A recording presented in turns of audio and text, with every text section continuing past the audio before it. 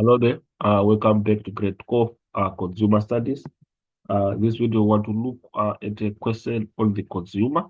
So, our question reads, read the information below and answer the questions that follow. So, you are given an extract of danger lights go on for the middle income group in South Africa.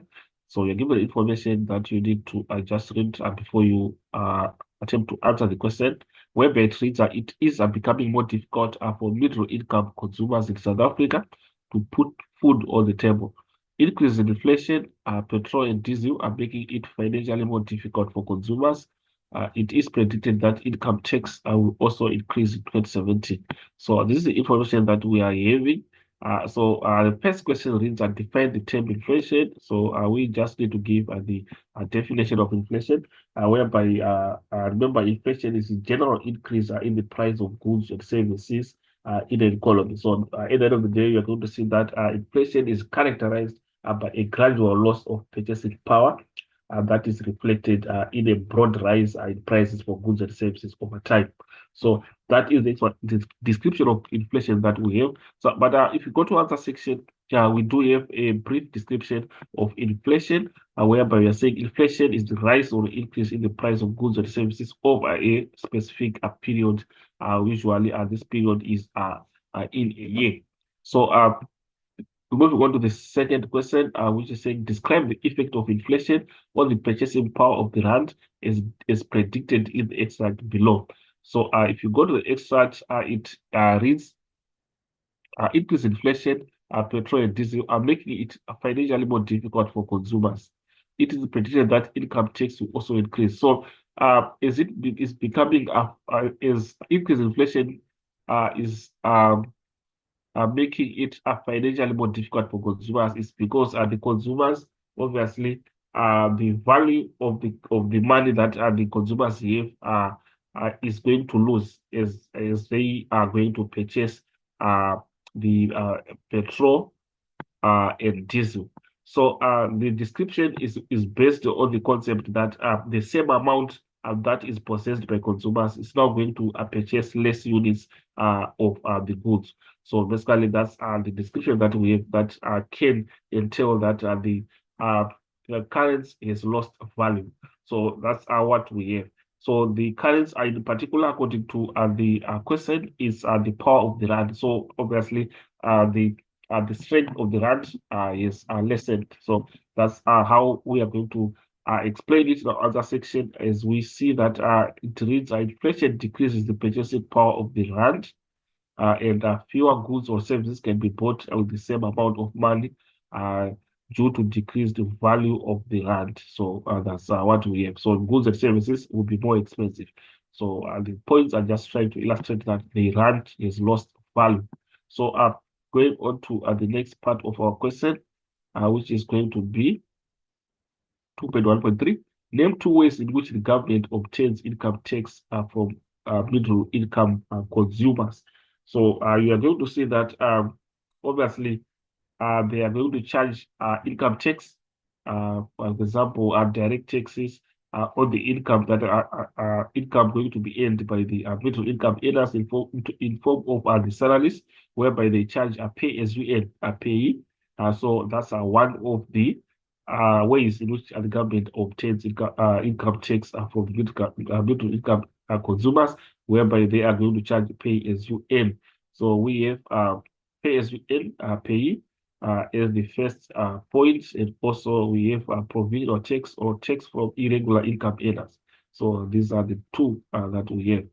Then moving on to the next part, it reads fuel tax or levies are paid by consumers for every liter of petrol or diesel that they buy.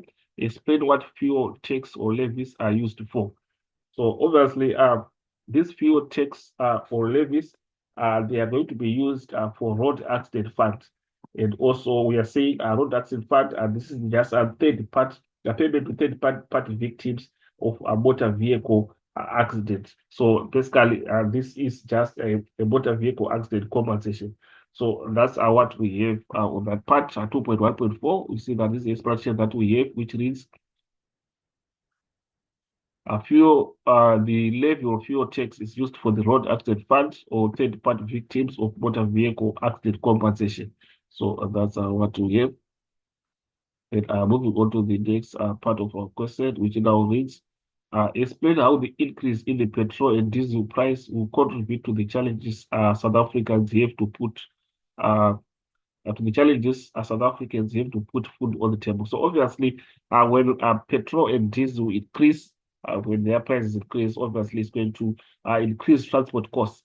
And we know that most of the goods that are going to be bought in the country, or if not all the goods they are going to be transported. So obviously, the transportation cost is going to be the part of the cost of production or part of the cost that is going to lead to the final price of those products. So if the price of transport increases, it also increases the price of the final product, which is now going to affect South Africans.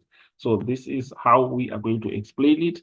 So if we go to other section, you would see that the first explanation reads food producers using petrol diesel in the production process may have an increase in the production cost. And then our wholesalers and retailers will then increase their food prices to make a profit. Therefore, consumers will have to spend more of their income on food. And then imported food prices may also increase as a result of increased petrol or diesel or transport costs. So these are the explanations that we have. And we move on to the next part of the table, which reads 2.2. Read the scenario below and answer the question that follows. So we've got a scenario that you also need to go through, and we've got a question beneath that, which reads describe two ways in which NEO can prevent water pollution. So we have two ways of preventing water pollution, but if we go back to the information given, it reads NEO owns a flat on the 50th floor of a block of flats. He often disposes of expired medication and dirty, soapy water by flushing it. So, by flushing it down the toilet. Uh, those are the causes of water pollution that we are having. And then he has the habit of leaving the tap running when shaving, and then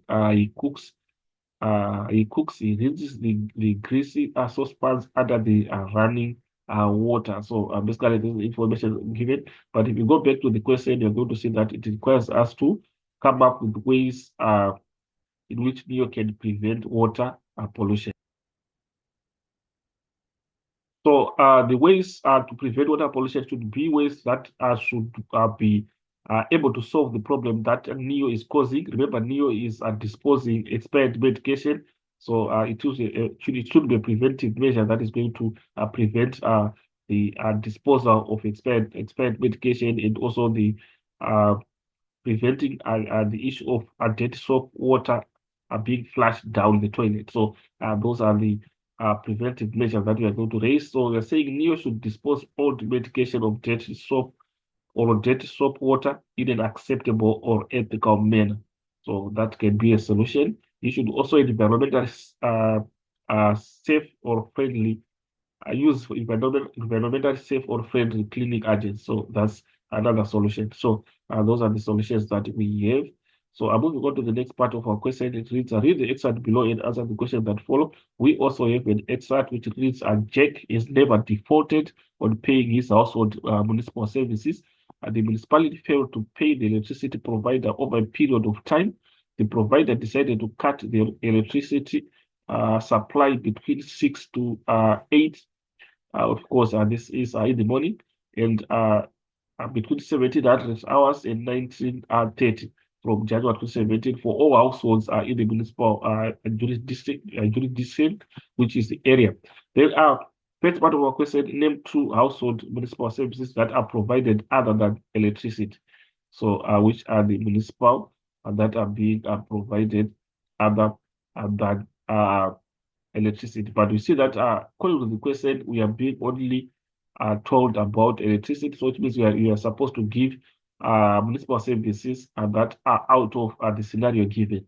So we can talk about refuse removal as one of the municipal services. So we are saying we have got supplying household water is one of them, refuse removal.